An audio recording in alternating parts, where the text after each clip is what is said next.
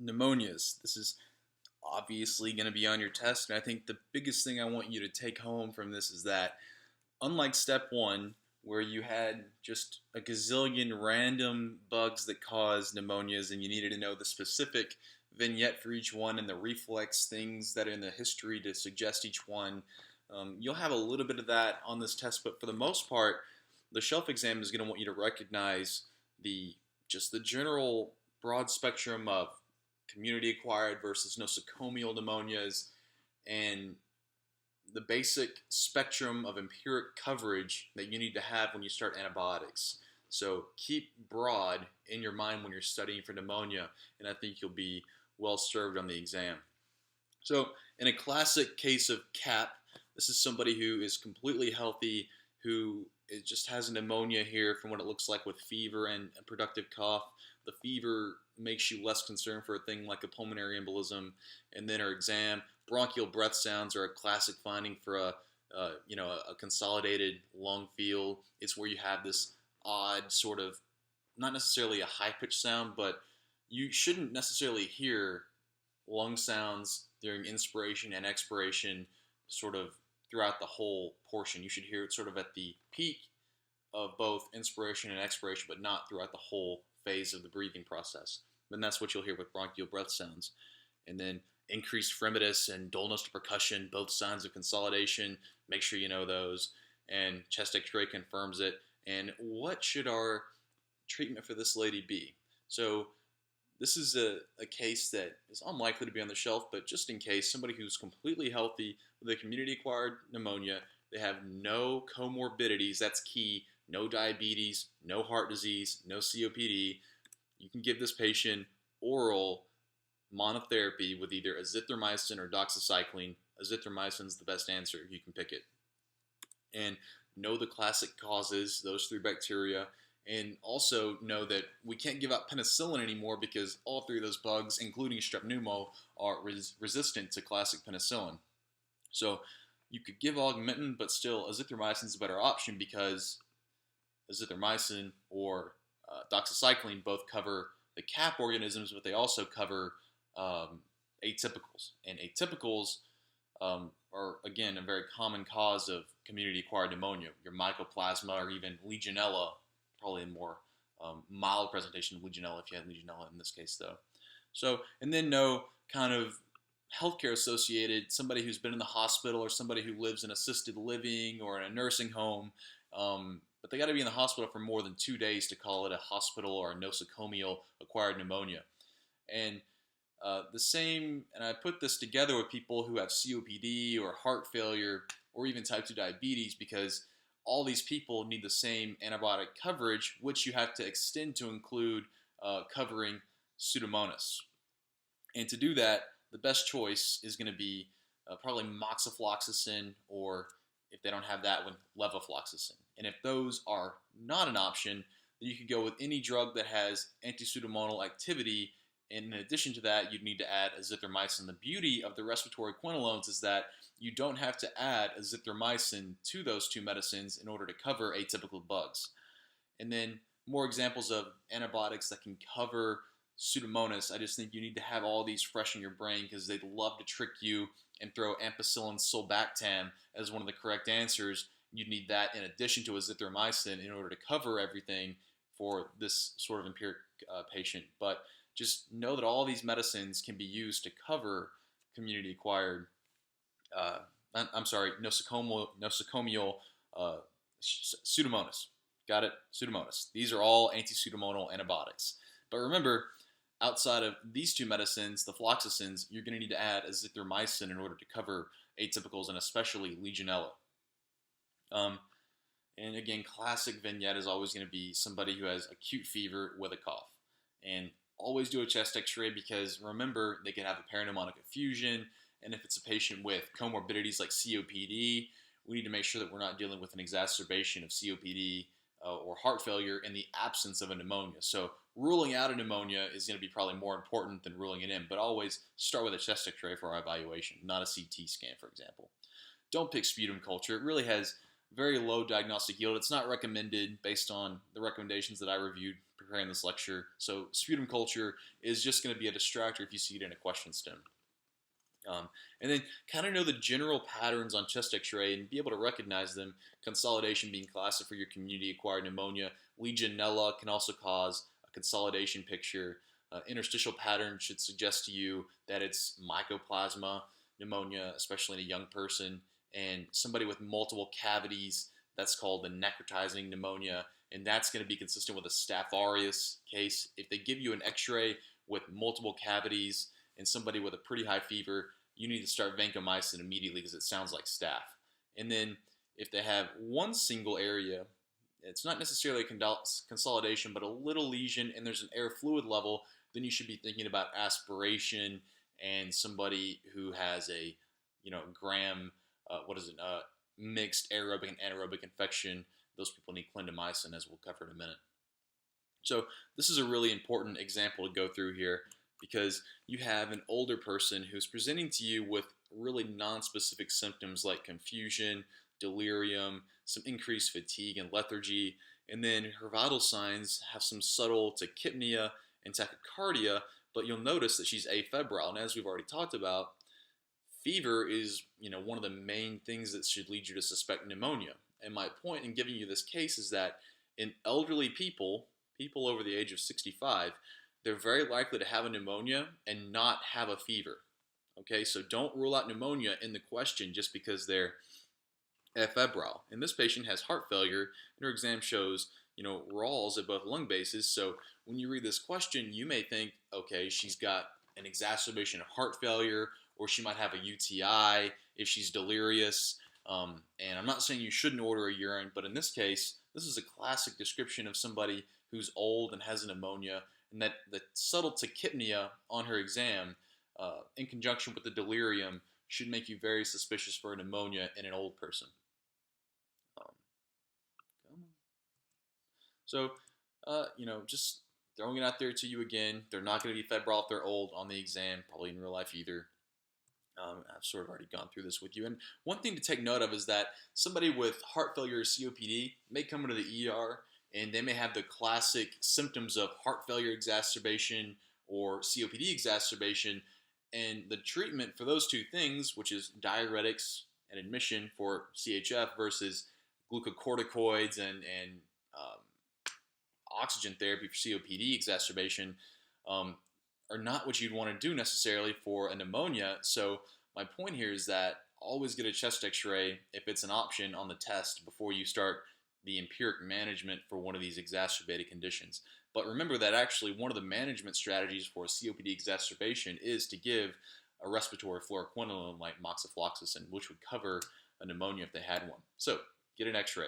And don't be surprised if a question starts off sounding like an exacerbation of one of those conditions, and then later on in the question stem, they say, oh, there's a chest x-ray with consolidation or an infiltrate.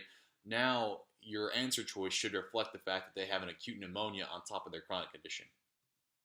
So I don't think that this is going to be something that you have to decide on the exam, because the residents and attendings have enough trouble deciding this in the hospital, because it's a very controversial thing as to whether or not we can treat these people as outpatients or admit them to the hospital. But in general, if they're really old, greater than 65, if they're delirious, and if they have hypotension, these are people that if the question asks you to say if they should be admitted or sent home, they should be admitted and treated with IV antibiotics. Okay. Ventilator pneumonias, just be aware of that. The definition, they have to have been on the ventilator for greater than 2 days and then develop a fever. And fever may be the only sign in somebody who's on the ventilator, since they can't just cough up and tell you. So be suspicious if you have a vague question for somebody who is on the ventilator and just has a fever. You need to do a chest x-ray and see if this is actually pneumonia. Signs based on their ventilation status, and the question may tell you that the patient's requiring increased positive PEEP in order to keep their oxygen up. They may be requiring increased HADA volumes and increased ventilation just to keep their saturations up. So those are also things that should make you suspect that maybe there's an underlying pneumonia festering up in here. And the two causes you must know here are staph and Pseudomonas. And so your empiric antibiotic coverage must cover both. But before you start empiric antibiotics, you need to obtain a specimen for culture. Okay, so on the exam, if you have a case like this, make sure you know that you need to get a sample from the bronchial secretions. I don't know if that's a lavage or a bronchoscopy. Either way, you need a sample before you start empiric treatment. Then when you do start empiric treatment, you've got to cover staph and Pseudomonas. Remember all those drugs that I showed you in the previous slide, slide 3, but the best one's probably moxifloxacin to cover Pseudomonas. And additionally, you need to start vancomycin in any patient that you think might have a staph pneumonia. Then the classic case for staph pneumonia is an old guy with the flu, has those symptoms for 5 days, and then they seem like they're getting better, and then they start to have new onset fever and a worsening cough with hemoptysis. That's going to be your classic staph pneumonia. And again, watch out for any chest x-ray showing multiple cavities suggesting a necrotizing pneumonia. This can happen in young people as well. So just because it's not an 80-year-old man, don't be afraid to think that this could be a staph pneumonia in the same sort of scenario, flu-like symptoms followed by acute hemoptysis in a young person. And again, you want to start vancomycin in these people. And one thing I want to hammer into you here also is that this same clinical picture with productive cough and hemoptysis, maybe without the flu-like symptoms, this could be very suggestive of a staph endocarditis, and it would have a fairly similar chest x-ray. And the key there would be on the exam to recognize that they have a heart murmur, probably a new tricuspid regurg murmur, and that should lead you to think that this person probably has a staph aureus endocarditis. But the good news for you is that the empiric management is still going to be vancomycin in that case as well. And, I just want to give you an example of what a mycoplasma or atypical pneumonia could look like. And it would be this interstitial infiltrates in a young person, and the classic feature is that the x-ray looks a lot worse than someone's symptoms suggest. They probably barely have some fatigue. They've been able to carry on their normal activities, and you look at their x-ray and you're like, oh my God, you look terrible. And know the classic causes, which are Legionella, chlamydia, mycoplasma. Know those 3 and just be able to answer that if they ask you to. And we're covering for atypicals anytime we give azithromycin or doxycycline. All right. And the classic thing also with the atypicals is that they're going to have rashes or diarrhea, abdominal pain, something else other than just their respiratory symptoms. And in the vignette, be prepared. They may try and trick you by focusing on the extrapulmonary symptoms to try and get you to pick an answer choice that doesn't necessarily take care of the pneumonia. So be prepared to just be aware of that. All right, and Legionella pneumonia.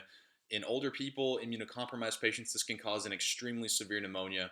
And the question, again, may not start with respiratory symptoms because their respiratory stuff probably won't be that bad initially. It's going to get worse in a couple of days. But these people are likely to start off with severe diarrhea, abdominal pain.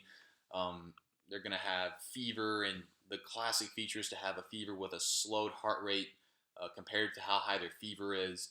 Low sodium counts is a classic step 1 thing, and even some liver enzyme elevation. These patients are also very likely to be confused and delirious if they're older. And again, Legionella can have a bunch of different appearances on the chest x-ray. It can have consolidation, so don't be confused to think that this is a strep pneumo or classic CAP case in a patient with a consolidation if they have extrapulmonary features, because Legionella can do the same thing with consolidation. And if they want you to give the best test to diagnose this, then the answer should always be the urine antigen test, because the sputum is literally terrible. It has extremely low yield in diagnosing this. And culture on, I forget the agar that they want you to know for step 1, and I didn't take the time to look it up because it should not be the answer on this test, because it takes well over a week or several days at least to get the answer to see if it's actually growing in that culture. Be aware of the classic case of an aspiration pneumonia where you have somebody who's old or an alcoholic, somebody with neurologic disease, and they have impaired swallowing. And the classic presentation is more of an indolent. It takes 4 or 5, 6 days for them to come to you and see you in the ER or in the office, but they have cough with what's foul-smelling sputum, and that should be the key here. Anytime they have foul-smelling sputum, you should think aspiration pneumonia. Know that it's caused by both aerobic and anaerobic organisms. Chest rate is going to show a cavity with an air fluid level, and know that the antibiotic of choice is clindamycin. And classically, the vignette may tell you that they've had two similar pneumonias in the same location, the right lower lobe most of the time, in the past year. And know kind of where these lesions are going to be based on if they're sitting up, they're going to aspirate in the right lower lobe. And if they're laying down, it's going to be in the right upper lobe, but in the inferior posterior part of the right upper lobe. So make sure you know that, because they love to ask you where it's going to be. So a PCP pneumonia is again an AIDS-defining illness, and what I want you to know here, what sticks out to me anyway when I study this stuff, is that PCP pneumonias usually present with a dry cough, and these people have usually their pulse ox is going to be really low, sometimes in the 80s, and you do an X-ray, and sort of the opposite of your atypical pneumonia, these people have bilateral infiltrates that don't look very bad, but their clinical appearance to you is pretty severe, just given their oxygen desaturation. And again, do a CD4 count. They may ask you to say, what's the next best thing to diagnose their underlying reason for this pneumonia? It could be that they, have AIDS, measure the blood cell count, do an HIV test. And what I really wanted to point out to you here, what I think is probably the most important thing to take away from this lecture, is that people with a PCP pneumonia may or may not need steroids in addition to Bactrim as their antibiotic. Because I think we all know that these people need Bactrim or trimethoprim sulfamethoxazole as their antibiotic of choice to treat this. But if somebody has, you're going to need to do an arterial blood gas. And if the oxygen saturation is if the pressure of oxygen is less than 70 millimeters of mercury on the ABG, or if the big A, little a gradient is greater than 35, you're going to have to give glucocorticoids or IV steroids in addition to giving them Bactrim. And again, this is probably the one that they're going to give you, which is a PaO2 less than 70. All right, so make sure that you know when to give steroids for a PCP pneumonia. And I'm not going to go through this with you again, but know if someone has a parapneumonic effusion, know when antibiotics are okay to give alone, when you need to give antibiotics and drainage for the complicated effusion, and know the definition of an empyema. So again, summary of coverages: somebody who just has a basic cap, no comorbidities, we can give them azithromycin only. And if you have anybody who you think might have Pseudomonas involvement, which means anybody with chronic illness like diabetes, heart disease, COPD, or anybody who has been, even if they've been hanging out with a grandma or an elderly person, if they work in a nursing home, this is still somebody who has been exposed to Pseudomonas and should be treated with a respiratory fluoroquinolone. Ventilator associated, make sure you give vancomycin and an anti-pseudomonal drug. And anytime someone has severe extrapulmonary features, you should think Legionella, and the most important antibiotic to give for Legionella is azithromycin. And again, look out for cavities. That's going to make you think of vancomycin, Staph aureus, and I just wanted to again throw out to you, be aware of the right-sided endocarditis, Staph aureus vignette masquerading as a pneumonia. All right?